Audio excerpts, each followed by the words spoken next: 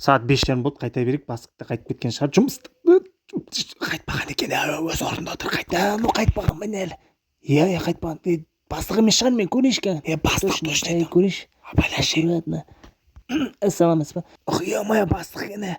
Құрсын жұмыс орнымызға қайта кертен объяснительный жазып жүр. Иә, сол ғой. Маған ақыл айтпақ қойыңдаршы, өзім білем не істесем де. Түсіндің бе? Давай, жекесіңдер, шығарып алайын бірінші, потом мен тартасыңдар ғой. Давай. Мен ше, тартсаңдаршы. Қайда кетіп барасыңдар?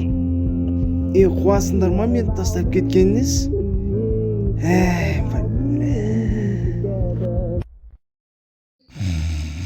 Мына купеде кетіп баратқанда ұйықтап жатыр ғой. Бастық көріп қойдасың. Шаршап жүрсіңдер ма?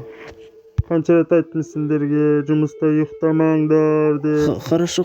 Сверхурочный жұмыс істейсіңдер, шығыңдар далаға. Чо там жемайға не бересің?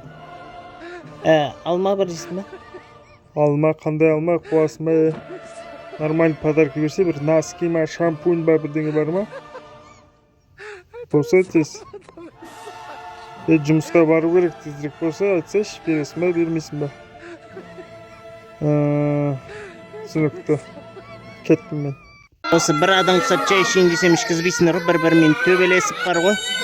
Адам крышасын кетіретін болдыңдар ғой, сендер.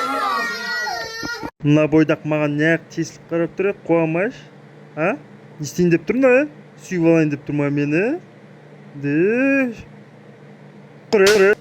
Жолдан тұршы, дұрыш маған кеп тұр ғой. Саламатсыз ба?